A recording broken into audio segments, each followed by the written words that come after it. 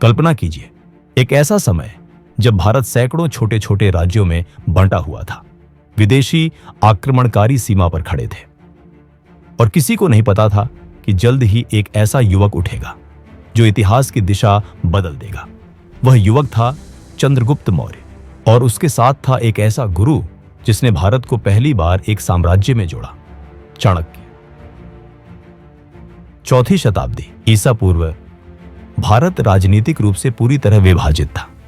उत्तर भारत में अनेक महाजनपद और छोटे छोटे राज्य आपस में संघर्ष कर रहे थे। मगध उस समय सबसे शक्तिशाली राज्य था, जहां नंद वंश का शासन था।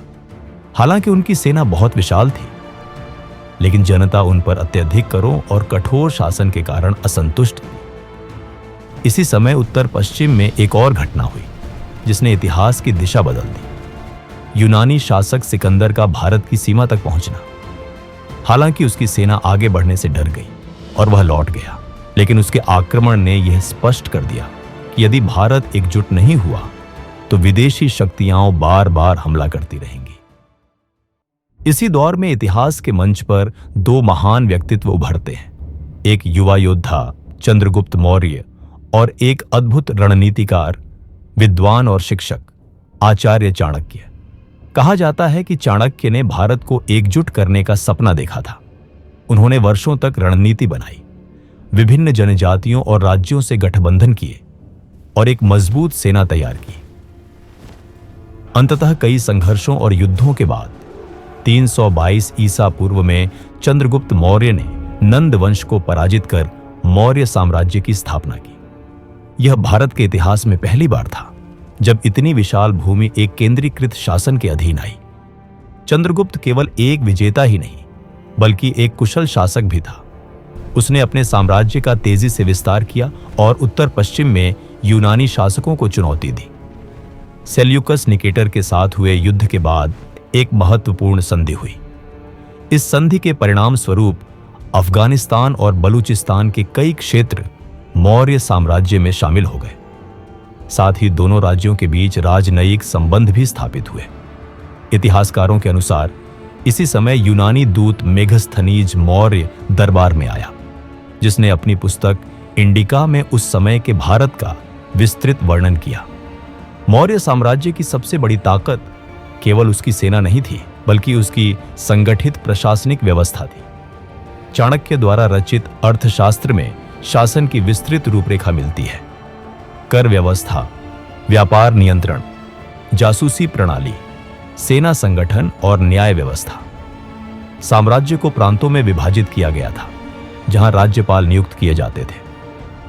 सड़कों का निर्माण, व्यापार मार्गों की सुरक्षा और कृषि को प्रोत्साहन मौर्य शासन की प्रमुख नीतियां थीं।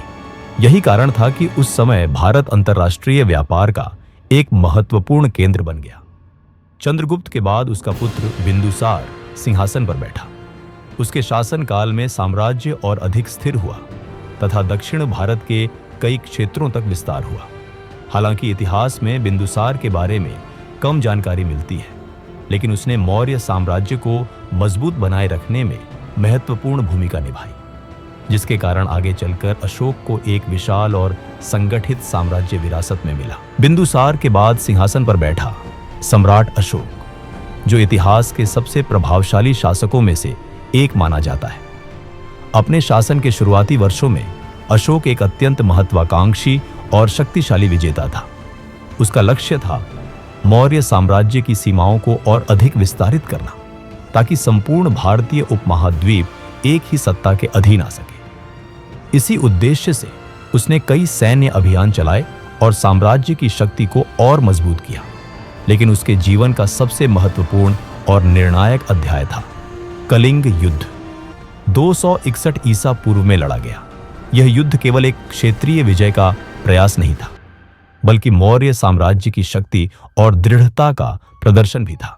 कलिंग, जो आज के ओडिशा क्षेत्र में स्थित था, स्वतंत्र और समृद्ध राज्य था और उसने मौर्य शासन के सामने झुकने से इनकार कर दिया। युद्ध भयंकर था। इतिहासकारों के अनुसार इस संघर्ष में 1 लाख से अधिक लोग मारे गए, हजारों सैनिक और नागरिक घायल हुए और असंख्य परिवार हमेशा के लिए बिखर गए। जब युद्ध समाप्त हुआ और अशोक ने युद्ध भूमि पर पड़े शवों, घायल सैनिकों और रोते हुए परिवारों को देखा तो वह गहराई से विचलित हो गया। यही वह क्षण था जिसने एक विजेता सम्राट को भीतर से बदल दिया। अशोक ने महसूस किया कि तलवार से जीती गई विजय स्थायी नहीं होती और सच्ची विजय लोगों के दिलों को जीतने में है। इसी के बाद उसने हिंसा का मार्ग त्याग कर धर्म, करुणा और शांति का मार्ग अपनाने का निर्णय लिया। कलिंग युद्ध के बाद अशोक ने अपने शासन की दिशा पूरी तरह बदल दी। उसने बौद्ध धर्म को अपनाया और अपने जीवन का उद्देश्य केवल शासन करना नहीं, बल्कि लोगों के जीवन को बेहतर बनाना बना लिया। उसने अपने साम्राज्य में नैतिक मूल्यों, सहिष्णुता, धार्मिक स्वतंत्रता और सामाजिक कल्याण को बढ़ावा दिया। सड़कों के किनारे वृक्ष लगवाए गए, यात्रियों के लिए विश्राम गृह बनवाए गए और मनुष्यों के साथ साथ पशुओं के लिए भी चिकित्सा सुविधाएं स्थापित की गई। अशोक ने अपने संदेश को केवल भारत तक सीमित नहीं रखा। उसने बौद्ध धर्म और अपने नैतिक सिद्धांतों के प्रचार के लिए दूतों को श्रीलंका, मध्य एशिया, सीरिया, मिस्र और दक्षिण पूर्व एशिया के कई क्षेत्रों में भेजा।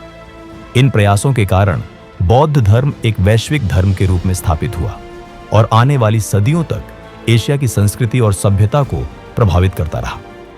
अशोक के शिलालेख और स्तंभ आज भी उसके शासन के जीवंत प्रमाण हैं।